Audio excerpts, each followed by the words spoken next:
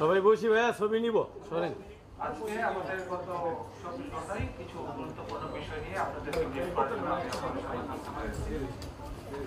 আপনারা জানেন গত 26 জুলাই রাজধানীর গুলশানে 83 নম্বর রোডে বৈষম্য বিরোধী ছাত্র আন্দোলনের সমন্বয়ের পরিচয় দিয়ে সাবেক এক মহিলা এমপির বাসায় চাঁদা দাবি করতে গিয়ে 5 জন সমন্বয়ককে আমরা গ্রেফতার করি।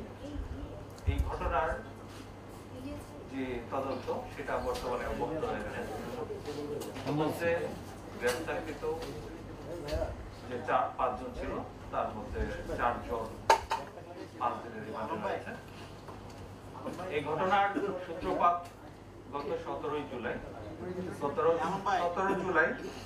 সকাল আনুমানিক 10 ঘটিকার সময় জানে আলম তপু এবং রিয়াদ নামে 2 জন ওই বাসায় প্রথম যায় এবং তারা 50 লক্ষ টাকা চাঁদা দাবি করেন এবং সেদিনই তারা থেকে 10 লাখ টাকা আমাদের কাছে প্রাথমিক তদন্তে পাওয়া গেছে।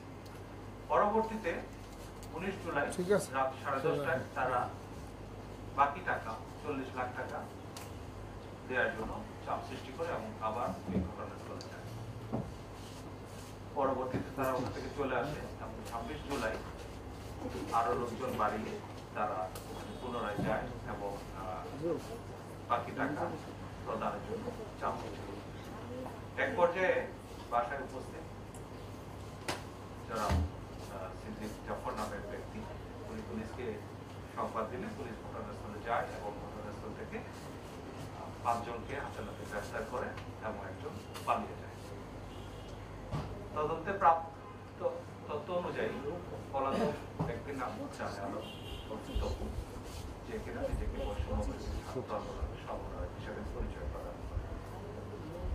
এই ঘটনায় বিস্তারিত তদন্ত অব্যাহত রাখে এবং তার প্রেক্ষিতে থানা পুলিশের পাশাপাশি ঢাকা মহানগর গোয়েন্দা পুলিশ ঘটনায় জড়িতদের আইনের আওতায় নিয়ে আসতে কাজ করে এবং তারই প্রেক্ষিতে আজ সকালে রাজধানীর বিভাগ হতে জানে আলম তপুকে গ্রেফতার করা হয়।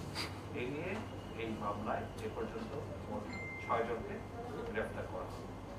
আপনারা জানেন গ্রেফতারকৃত রিয়াদের বাবুবাজার বাসা থেকে 2,25,00,000 টাকার 4টি চেক উদ্ধার করা হয় এবং গত পরশুদিন তার বাড্ডার আরেকটি বাসা থেকে নগদ 2,98,000 টাকা উদ্ধার করা হয়।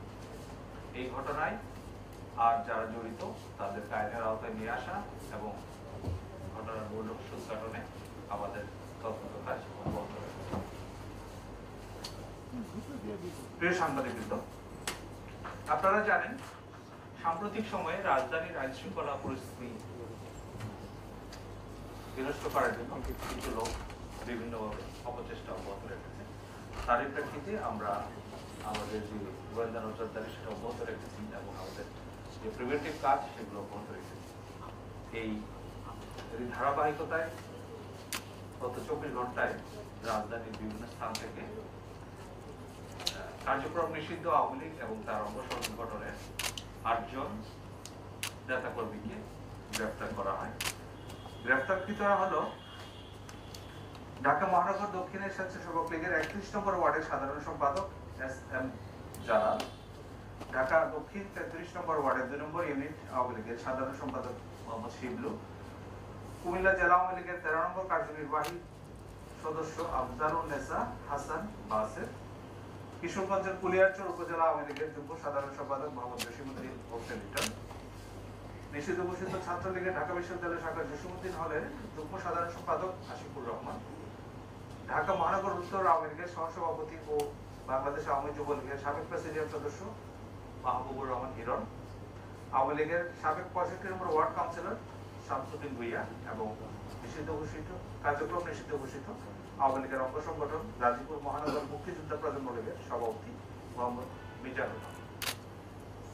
আমাদের কাছে যে প্রাপ্ত গোয়েন্দা তথ্য আছে সেগুলো যাচাই বাছাই করে কারো বিরুদ্ধে যদি সুনির্দিষ্ট অভিযোগ থাকে, কোন রকম আইন শৃঙ্খলা বিনষ্ট করার চেষ্টায় জড়িত থাকার অভিযোগ পাওয়া যায়, সেক্ষেত্রে আমরা গ্রেফতার করছি এবং এক্ষেত্রে একটা বিষয় পরিষ্কার, এখানে ঢালাওভাবে বা কাউকে হারামিমূলক গ্রেফতারের কোনো অবকাশ নেই। প্রিয় সাংবাদিকবৃন্দ, জননিরাপত্তা বিধান এবং আইন শৃঙ্খলা রক্ষায় ঢাকা মহানগর পুলিশ দিনরাত কঠোর পরিশ্রম করে যাচ্ছে।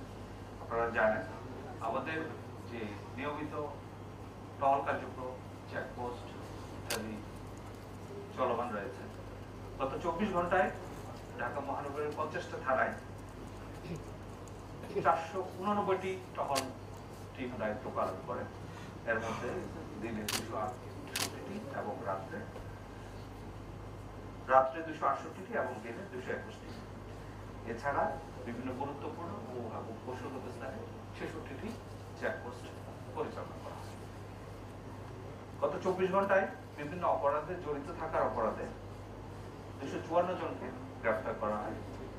এই সময়ে 20টি মোবাইল ফোন, 6টি মোটরসাইকেল, একটি প্রাইভেট কার উদ্ধার করা হয়। এছাড়া বিভিন্ন প্রকার মাদক, 62 পিস ইয়াবা, 12 কেজি 511 গ্রাম গাঁজা এবং 25 গ্রাম হেরোইন উদ্ধার করা হয়।